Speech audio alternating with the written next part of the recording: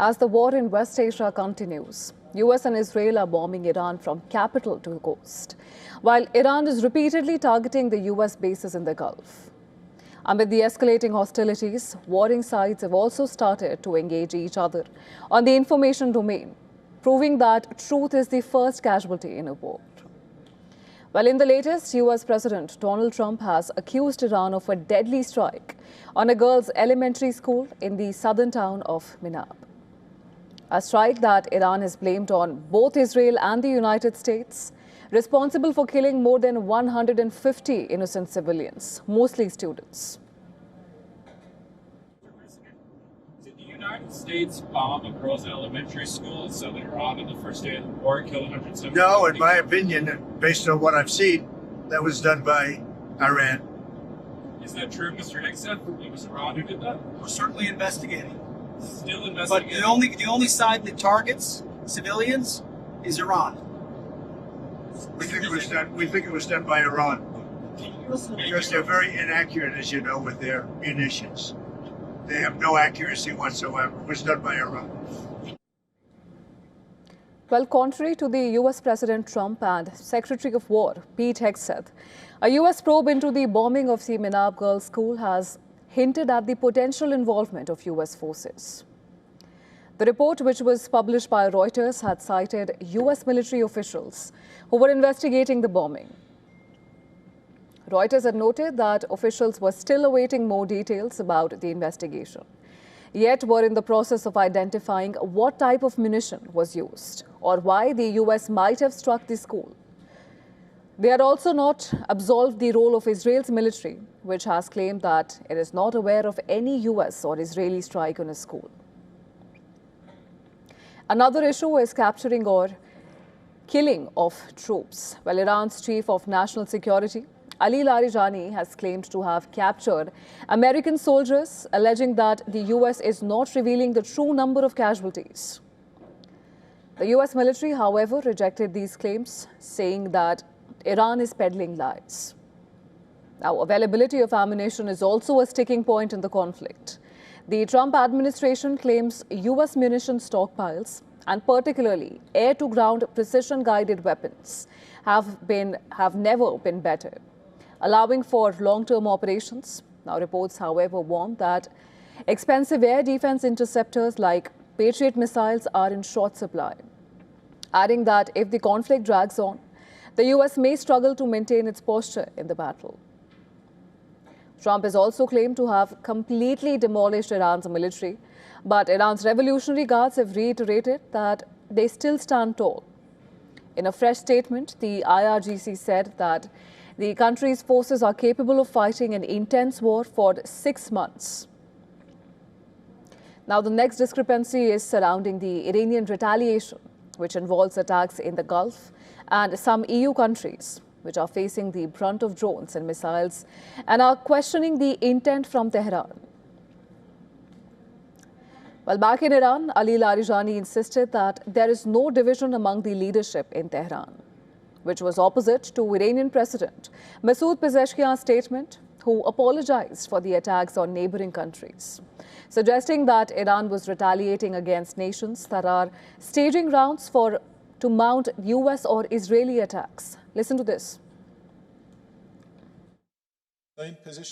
Iranian President Mr. Masoud Pezeshkian's statement today fits perfectly into the context which we have mentioned.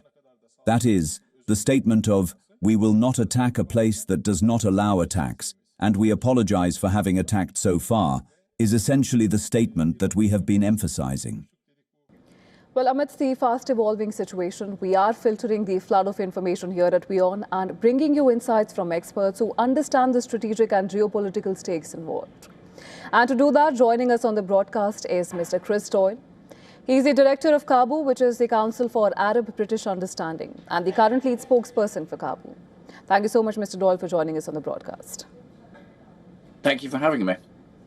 Now, Mr. Doyle, the conflict has entered the second week, and Prime Minister Netanyahu has claimed that Israel and the US have many more targets and surprises prepared. Well, this while Iran's hierarchy is said to be showing signs of fracturing, which have only become more pronounced with President Masoud Pezeshkian's promise to not strike the Gulf countries. Now, I just want to understand from you, what's your assessment of where the situation is headed from here on?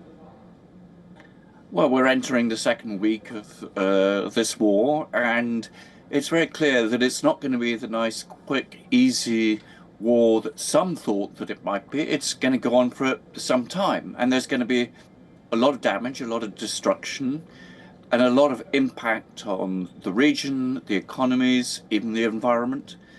And we're still no closer to getting any certainties about this. We are not really sure what the end game will be, what will satisfy the United States and Israel to end their war in Iran. We hear differing ambitions. It's veered from stopping Iran from having a nuclear weapon to stopping its ballistic missile program to regime change and total unconditional surrender. But I think what is also clear is that Iran is also quite determined not to give in. It's not going to be coerced into surrendering. And it has continued its attacks. There's reports of an attack on a desalination plant in Bahrain. It will continue to attack other sites within the Gulf, albeit at a lower intensity than before, because, of course, Israel and the United States have taken out a lot of their missile launches. Right. But, it can go into different areas. Iran has other capabilities, non-conventional capabilities, sleeper cells and so forth. So we have to be prepared to be in for the long haul, I'm afraid. Right, and of course, this would not be the time to make these grave miscalculations. Well, we know that the officials are trying to decipher President Pezeshkian's apology, and they have largely urged caution in reading it as a sign of Tehran seeking an off-ramp or perhaps surrender. In fact, Iran's Assembly of Experts has announced that they have reached consensus on the name of the successor to the late Supreme Leader Ayatollah Ali Khamenei. Now, with neither side willing to step back, does that also heighten the risk of the conflict becoming more protracted than the US would have initially liked?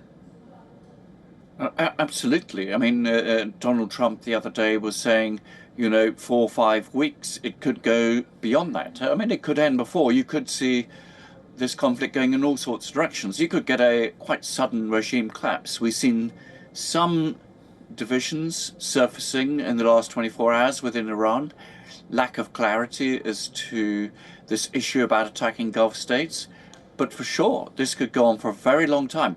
The formal conventional conflict may end much faster. We saw that, of course, with Iraq. And you all remember George Bush standing on an American warship with the banner "Mission Accomplished," which was very, very unwise, and the war continued for a long time afterwards.